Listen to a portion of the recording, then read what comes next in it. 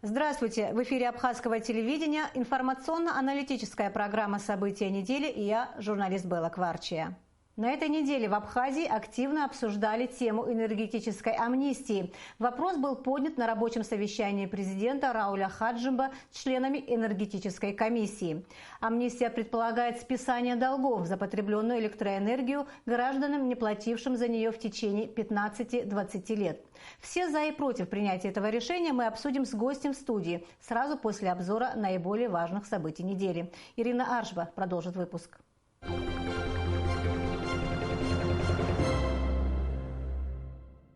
Расширенное совещание по вопросам организации курсов по изучению государственного языка для госслужащих и другим аспектам реализации норм закона о государственном языке провел президент Рауль Хаджимба. Президент подчеркнул, что обучающие курсы – это лишь один из шагов в вопросе сохранения и развития государственного языка. Глава государства отметил, что все госучреждения должны вести работу на государственном языке. Для того, чтобы это стало возможным, действовать в этом направлении всем необходимо не формально, а в полную силу. Проблеме незаконного строительства в республике было посвящено совещание, которое провел президент Рауль Хаджимба с руководством Генеральной прокуратуры, Верховного суда, главами городских и районных администраций, главными архитекторами городов и районов. Рауль Хаджимба подчеркнул, что в отношении людей, осуществляющих строительство без разрешительных документов и в запрещенных зонах, должны и будут применены соответствующие законодательству меры. Что касается строительства в заповедной зоне в Пицунде, то этот вопрос будет решен по всей строгости закона. Та проверка, которая была начата по Пицунде, это только начало. Хочу вас всех заверить. Никого не пожалею, никого не пощажу, независимо, кто бы это ни был и какого ранга бы ни был. Если мы с вами не поймем, что другого выхода нет ни для президента, ни для вас, и если мы хотим что-то оставить для будущих поколений, то мы должны сделать все для того, чтобы войти в русло наших законов. Глава государства поручил Генеральной прокуратуре провести проверку по вопросу незаконного строительства по всей республике. За решение этой проблемы ответственны не только правоохранительные органы, но и главы администраций городов и районов, подчеркнул президент. В Сухуме после реконструкции состоялось официальное открытие Национальной библиотеки имени Ивана Папацкир. Читальные залы расположены на 4 этажах, оборудованные всем необходимым. Для удобства абонентов предусмотрены профильные отделы: электронная библиотека, отдел периодики, абонентский отдел, фонды хранения, отдел краеведческих книг. За последние 1,5 года более 300 тысяч книг было очищено и отреставрировано. На сегодняшний день в библиотеке хранятся 150 тысяч экземпляров периодических изданий, из них 117 тысяч переведено в электронные каталоги. Президент Рауль Хаджимба встретился с национальной сборной Абхазии по футболу. Президент пожелал спортсменам удачи и победы, которую ждет вся страна. Чемпионат по футболу по версии КАНИФА пройдет с 4 по 11 июня в Северном Кипре. Первый матч у нашей сборной будет вечером 5 июня с юго-осетинской командой. 1 июня, в Международный день защиты детей, по всей Абхазии прошли мероприятия, посвященные этому дню. Сотовая компания «Аквафон» преподнесла детям подопечным фонда «Киараз» настоящий подарок – 2 незабываемых дня в столице. В Ачамчире прошло праздничное представление в Доме культуры. Песни и танцы, разноцветные шары и килограммы мороженого – все это организовала для маленьких зрителей и участников сотовая компания «Амобайл». Праздничное мероприятие, приуроченное к Международному дню защиты детей, организовал и Республиканский реабилитационный центр для детей с ограниченными возможностями развития совместно с Международным фондом АПСН. А в ресторане быстрого обслуживания «А-Бургер» прошла акция под названием «Праздник детства». В ходе акции любой желающий мог внести свой посильный вклад в лечение тяжелобольных детей. В Сухуме состоялся митинг ветеранов Отечественной войны народа Абхазии. Несколько десятков человек собрались на площади Свободы, чтобы обсудить жизнь инвалидов и ветеранов войны, их обеспечение как материальное, так и медицинское. К митингующим пришли глава правительства Беслан Барцец, вице-премьер Беслан Эшба и депутаты парламента. Все свои вопросы участники акции адресовали главе правительства. Беслан Барцец не только их выслушал, но и ответил на каждый из них. Проблемы, которые вы поставили, которые можно снять очень оперативно, вот это я сейчас обозначил. Эти вопросы, которые снимаются за сутки, если они стоят. Я сейчас вернусь, выясню, я сниму этот вопрос. Беслан Барцец пообещал разобраться в каждом вопросе. Глава правительства предложил ввести представителей ветеранов в состав комиссии, которая была создана для решения подобных проблем.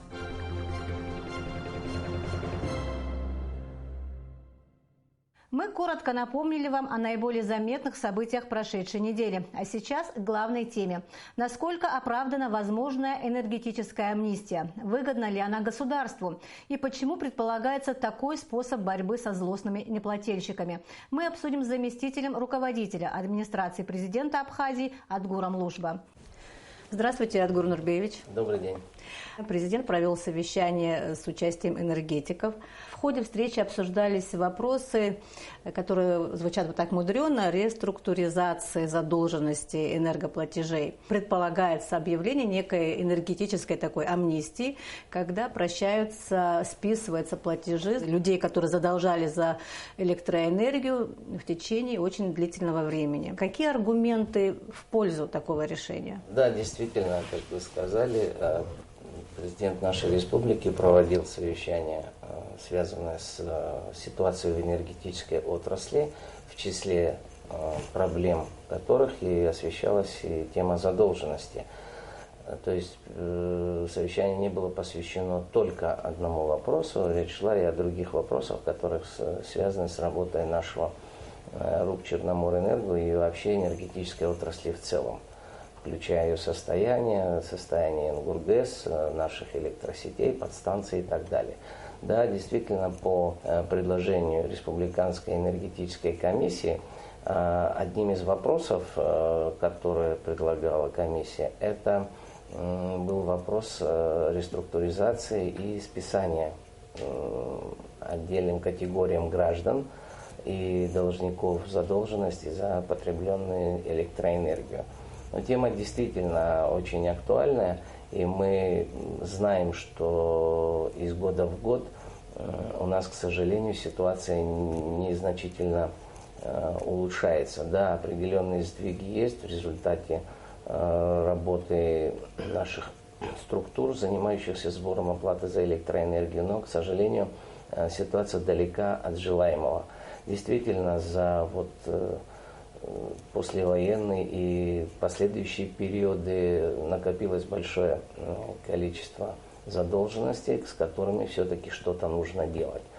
Одна из форм, как и предполагалось, это была некая амнистия, которая предполагала списание. Но предполагалось, тоже опять же я говорю, почему предполагалось, потому что все это, еще решений никаких не принято. Я хотел бы, чтобы все правильно этот вопрос понимали.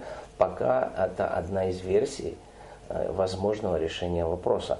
Либо это часть механизма, который в целом позволит решить вопрос уменьшения задолженности. Скажите, в какой части это выгодно государству? По сути дела, государству это не выгодно вообще. Потому что государство, и в частности энергетическая отрасль, с этого ничего не получит. Но списание, или предполагает, по мнению авторов идеи, наличие определенных условий. То есть это той категории граждан, которые обязуются в течение определенного времени установить приборы учета и в дальнейшем уже более ритмично выполнять свои обязанности перед энергетической отраслью за потребленную электроэнергию.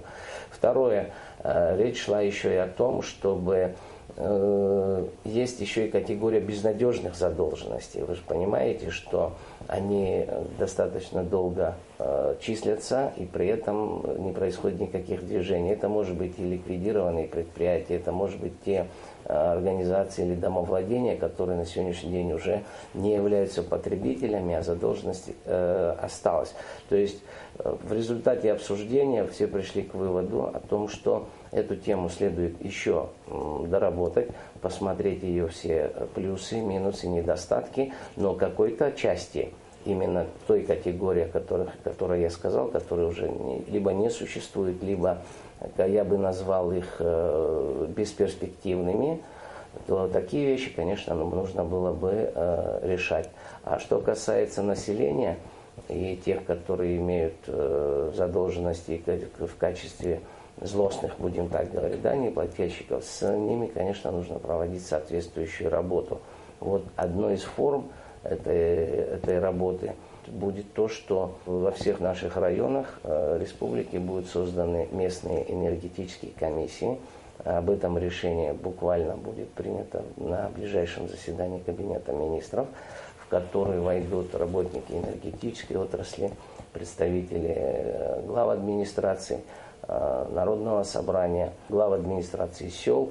То есть комиссия будет носить вот такой характер, который будет одновременно заниматься проблемами энергетики территорий и в то же время оказывать содействие энергетикам в повышении собираемости различными формами, которые будут предусмотрены нашим законодательством. При обсуждении этой проблемы, при обдумывании этой проблемы как-то учитывался ли мировой опыт? Потому что вот пока вот я готовилась к эфиру, я спрашивала экспертов, интересовалась, как это происходило в мире, какие были виды амнистии и кого они касались. То есть там было четко дифференцировано какие-то льготные категории, какие-то, не знаю, предприятия, может быть, государственного значения. То есть эти амнистии не носили такой глобальный всеобщий характер. Всеобщий массовый характер. Да. Чтобы наши телезрители и все прекрасно понимали, речь не идет о повальной амнистии. Как раз и эта идея предполагает о том, чтобы рассортировать всех должников по различным категориям, бесперспективные, как я сказал, в зависимости от различных возникшие в зависимости от различных обстоятельств, естественно, списать, а все остальные распределить по категориям. И, скорее всего, вот в данном случае подойдет, уместно будет термин реструктуризировать. То есть дать должникам определенное время при определенных условиях погасить эту задолженность для того, чтобы все-таки в конечном итоге навести эту финансовую дисциплину до нужного уровня. И, как я сказал, этому как раз и будет способствовать наличие энергетических комиссий территориальных. На деле реальные рычаги воздействия государства на таких неплательщиков какие могут быть? Но здесь можно различные меры применить. Значит, это есть административные комиссии во всех городах и районах. Есть меры, связанные с отключением потребителей. Если это возможно дистанционно, значит сейчас современные формы технические позволяют, там, где стоят счетчики дистанционным управлением. Если нет, то я предполагаю, что будут ездить соответствующие бригады, которые будут обесточивать хозяйство до погашения задолженности, либо до выполнения потребителям тех обязательств по реструктуризации, которые будут достигнуты в результате проведения с ним определенных переговоров. Специалисты предполагают, что возможно возникновение каких-то конфликтных ситуаций? Безусловно. Если вы помните, несколько лет назад такие меры были. В Удоводском районе ездила бригада электриков с вышкой и вместе в сопровождении сотрудников правоохранительных органов, и они демонстративно отключали злостных неплательщиков от сети. Конечно, эта мера крайне вынужденная, она вызовет определенное недовольство, но, с другой стороны, поймите, не каждый захочет фигурировать публично в рамках, так сказать, работы той же комиссии или перед камерами журналистов и показывать себя в невыгодном свете как неплательщик, к которому применили вот эту самую крайнюю непопулярную меру. Я думаю, что наше население достаточно сознательно, и в этом плане все-таки это подстегнет тех, кто имеет такие задолженности, для того, чтобы они их все-таки ликвидировали или как минимум сократили. Могли бы вы классифицировать, кто больше является злостным неплательщиком? Просто население или предприятие? Вы знаете, есть и то, и другое.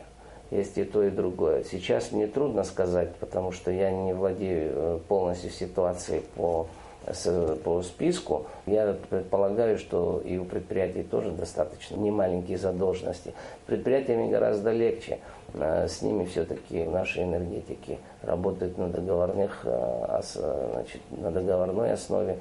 У них есть элемент взаимодействия, в конце концов. Самая сложная категория – это, конечно, население. Причем вы знаете, что население тоже имеет различный уровень достатка. Есть льготные категории, есть те, кто имеет возможность и просто игнорирует этот платеж. Поэтому мы все-таки надеемся, что не торопясь с принятием решения по полной амнистии, вот как это сегодня бытует, к сожалению, ситуация не так будет выстроена, она будет выстроена более разумно, рационально и с учетом определенных специфик и конкретных условий того или иного неплательщика или категории неплательщиков. Но я хотела бы, чтобы мы сейчас с вами посмотрели сюжет, который подготовила наш корреспондент Ирина Аршба по поводу того, что думают люди, что думают эксперты об электрической амнистии. Пожалуйста.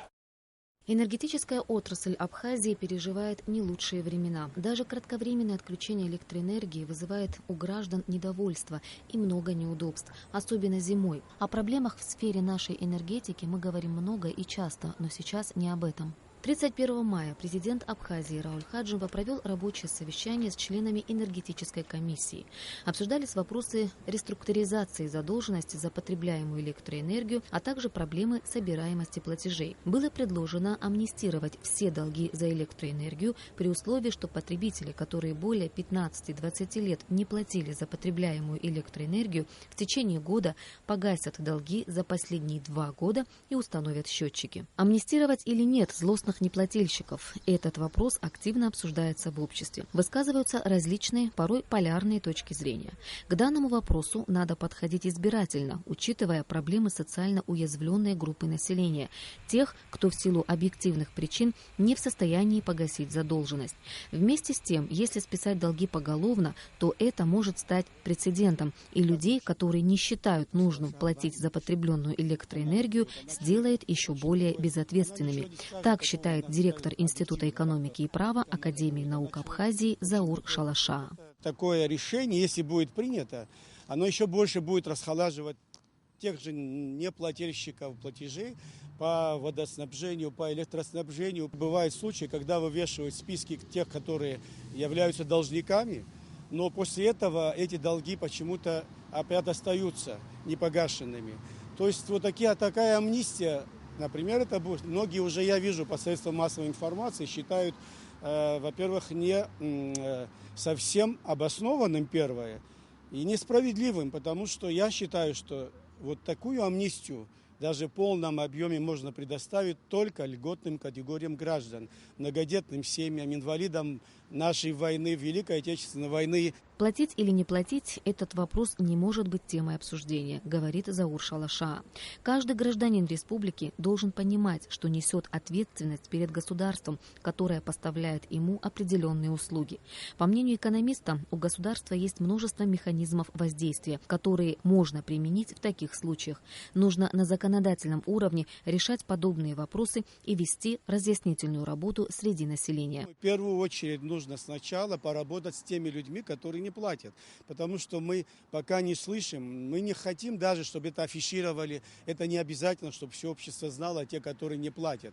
Но во всяком случае надзорные органы, контрольные органы у нас есть, они обязаны иметь эти списки, и подворовый обход надо делать, другого выхода нет. Я думаю, здесь законодательный орган тоже может подключиться и должно подключиться, потому что только исполнительная власть, она может быть в рамках законодательства и не сможет, это ограничение. И я думаю, если это будет приниматься на законодательном уровне, то и граждане постепенно научатся исполнять законы. Мы провели небольшой опрос среди горожан. Конечно, не каждый на камеру признался, платит ли он исправно за коммунальные услуги, но по поводу энергетической амнистии мнения разделились. Если брать тех людей, льготников или там инвалидов, конечно, амнистировать таких людей надо, которым сложно. Так у государства надо платить, как в любом государстве, за электричество, за электроэнергию, конечно же, надо. Бедным, малоимущим, многодетным. Определенной категории. Определенной категории, да. А тот, кто может, пускай платит, ему не простить, пускай платит штраф, там, что надо. Насчет вот этой амнистии энергетической у меня отрицательное отношение к этому, потому что это может вызвать негативные последствия в плане того, что те люди, которые годами оплачивали все эти платежи за электричество, за воду и за все остальное, они просто могут тоже сказать, а зачем мы будем платить в таком случае, и мы перестанем это делать. Это может стать как такой снежный неуправляемый ком. Это нехорошо. Платить надо. Платить все налоги нужно в государстве. Иначе не будет государства, иначе не будет пенсии, иначе не будет детских пособий. Ну, совсем все списать не получится. Мы не настолько пока богаты. Вот. Но отдельная категория граждан, вот, малоимущие, многодетные, да, инвалиды. Платить надо за все, что получаешь. Кто-то должен работать, а кто-то за его счет жить. Все, кто должны, да, чтобы списать их долги. А с нуля начать платить. Да. Шикарно. Считаю, что шикарно.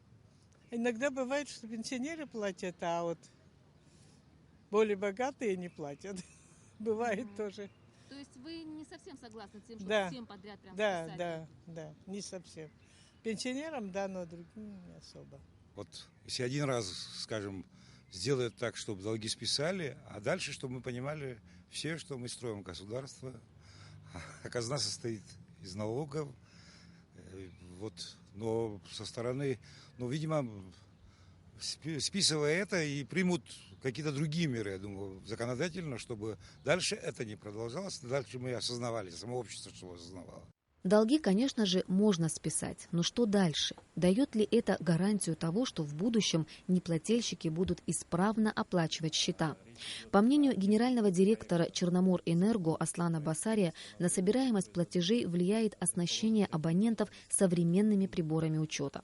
Там, где они есть, собираемость доходит до 80%. И, как признаются сами потребители, с установкой электронных счетчиков вопрос, платить или нет, не возникает. В любом случае, государству необходимо применять определенные меры для, так сказать, стимуляции ответственного отношения к вопросу уплаты за коммунальные услуги. Ирина Аршба, Астамур Гожба, специально для событий недели.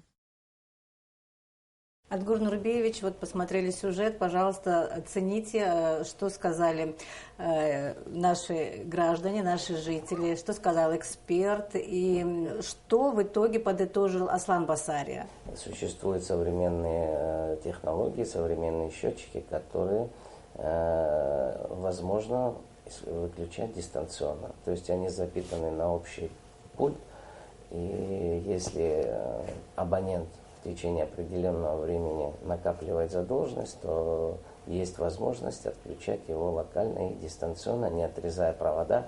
Действительно, как мы говорили с самого начала, полная амнистия никакого позитива не даст. И с точки зрения морального для тех добросовестных плательщиков, но и с точки зрения финансовой, что государство и в частности энергетическая отрасль ничего не получит от этих платежей.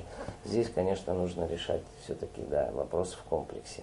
Первое, опять же, повторяюсь, но разграничить четко категории тех неплательщиков, которые образовались, и подойти к каждой категории индивидуально с учетом специфики тех или иных факторов, которые повлияли на эти неплатежи. Да, это социально незащищенные слои населения, пенсионеры, инвалиды и так далее, и так далее. У нас законодательно сегодня тоже предусмотрена определенная категория льгот при установлении, при оплате тарифов, но, видимо, этого недостаточно, и я думаю, что к этому можно было бы подойти. Второе, конечно, государство со своей стороны, и в частности само РУП Черноморэнерго должны максимально использовать возможности введения вот этих технических средств учета электроэнергии, которые позволяли бы таким образом методом отключения воздействовать на неплательщика. Третье, все-таки мы думаем, что возвращаясь к созданию комиссии, я думаю, что и там проведение различных мероприятий в рамках деятельности комиссии тоже позволят минимизировать количество неплательщиков через проведение разъяснительной работы, через использование мер административного воздействия через административные комиссии и так далее, и так далее. Форм достаточно. Я думаю, что при разумном и правильном их применении количество неплательщиков гораздо станет меньше. Когда зашла речь о электрической амнистии, вообще-то большинство граждан поняли, что вот так это поголовно, и не будет никаких разграничений. Честно говоря, я тоже, потому что о каких-то разграничениях, вот я читаю официальную информацию, там никакой речи не было.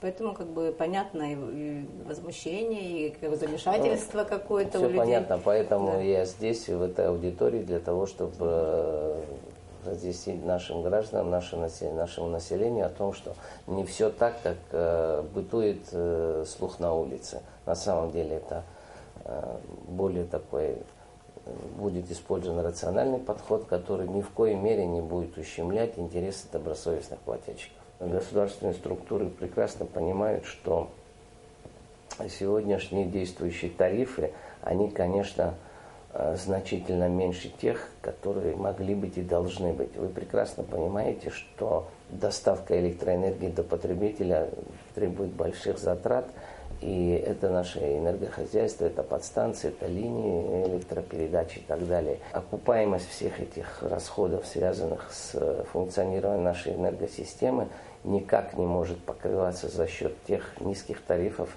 я бы их назвал социальными, которые действуют у нас в республике. Это как раз одна из тех форм поддержки государства нашего населения тем, что тарифы не растут там условно ежегодно или так, чтобы они серьезно отражались бы на платежеспособности населения нашего. Вот в связи с этим хотела спросить. На этой встрече шла речь не только о реструктуризации, о которой мы сейчас говорили, но и о проблемах вообще энергетиков. Совершенно верно. Да, в частности, например, администрация президента курирует инвестпрограмму.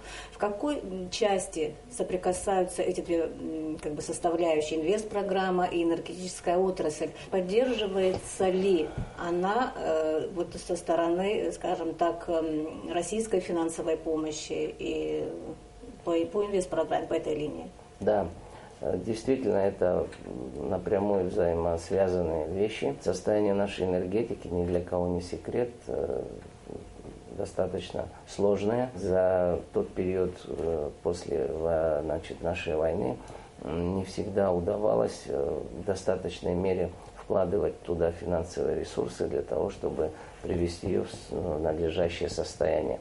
Тех средств, скудных средств, которые получают наши энергетики в оплату за электроэнергию, конечно же, явно недостаточно для того, чтобы эту систему модернизировать.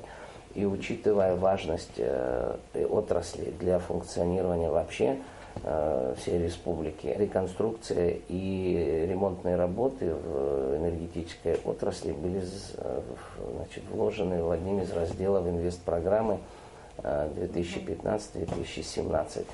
Фактически на сегодняшний день, уже за прошлый год и немножко за прошлый, в основном за прошлый год, в энергетику вложено за счет средств финансовой помощи России более 450 миллионов рублей.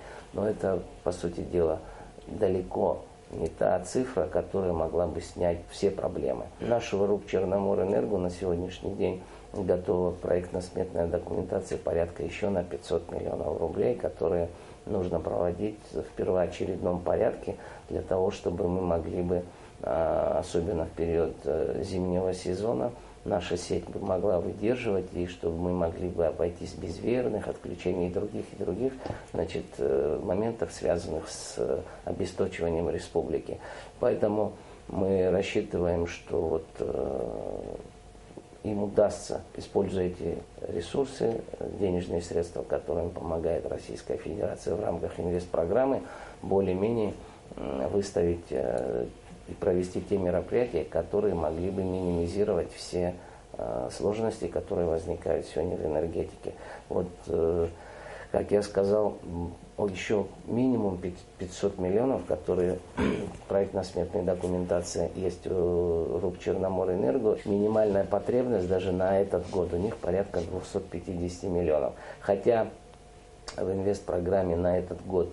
У нас буквально 8 числа состоится очередное заседание межправкомиссии в Москве, где она будет уже утверждена, и откроется финансирование текущего года. Порядка 160 миллионов предусмотрено на текущий год. Но я думаю, что в течение оставшегося периода года там ведутся консультации, будут вместе, значит, с российскими партнерами изыскиваться дополнительные средства для того, чтобы вложить и инвестировать в эту отрасль. Мы коснулись инвестпрограммы в контексте проблем нашего энергетического комплекса, в частности, предприятия Черноморэнерго. Вы дали очень интересную информацию. И сейчас мы еще узнали о том, что необходимы вот такие вот какие-то счетчики. Это же все затраты. Да, все затраты. Вот это вот все вместе. И сразу вторую часть вопросов вдогонку о предстоящей зиме. Мы будем переживать те же самые проблемы, что и в этом году? Ну, в качестве шутки хотел бы сказать так. Если не будем платить, то да. Если будем выполнять свои обязанности и обязательства перед энергетической отраслью, то ситуация будет гораздо мягче, будем говорить. Мы обычно всегда говорим, что самые сложные периоды у нас это зимние, что да, пиковые нагрузки. Вы знаете, что у нас и летом уже появились нагрузки, особенно не меньше, чем в зимний период, особенно в нашей Гагарской, Гудаутской туристической зоне, где используются на полный ход все электрические приборы, все, которые можно включать. Но это так, отступление. Конечно, наша энергетическая стабильность и безопасность зависит во многом от состояния нашей Ингургэс. Там, вы знаете, что в прошлом году тоже были сложности, связанные с падением уровня воды, состоянием самого деривационного тоннеля, ну и другими, состоянием высокой части линии электропередач, которая требует тоже модернизации, она не имеет той пропускной способности, которая следует. То есть это совокупность всех факторов, которые могут привести к тому, что у нас могут быть перебои или вплоть до верных отключений. В связи с этим я хотел бы обратиться к нашим гражданам тоже, использовать более энергосберегающие приборы, рационально относиться к той электроэнергии, которую они получают. В конце концов, и платить меньше нужно будет за потребленную электроэнергию, если рационально относиться к этому ресурсу, который у нас есть. Специфика электроэнергии такая, что ее на склад не положишь, чтобы вытащить тот период, когда она тебе нужна. То есть, если разумно потреблять, то, естественно, распределение этих нагрузок позволит с минимальными сложностями выходить из ситуации энергодефицита. Спасибо вам, Отгур Нурбиевич, что пришли к нам в студию, дали очень интересное интервью. Всего доброго, до свидания. Спасибо, до свидания. Гостем нашей студии был заместитель руководителя администрации президента Абхазии Отгур Лужба. И мы обсудили, насколько будет полезна для государства энергетическая амнистия в случае ее объявления. А сейчас к новостям субботы.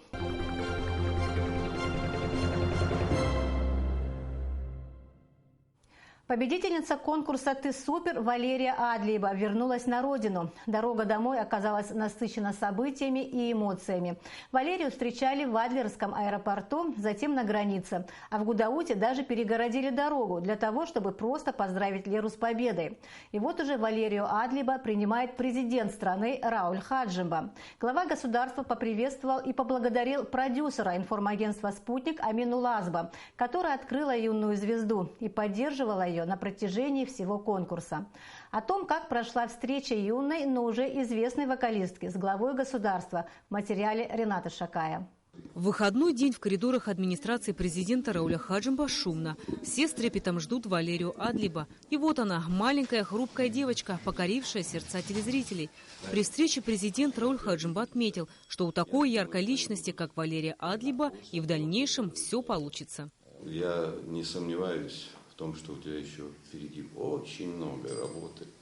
Ты та звездочка, которая загорелась сейчас на большом небосводе эстрады. И ту поддержку, которую оказывает тебе сегодня, начиная от самого Дробыша и все те, кто тебя видел, те, кто тебя любит уже.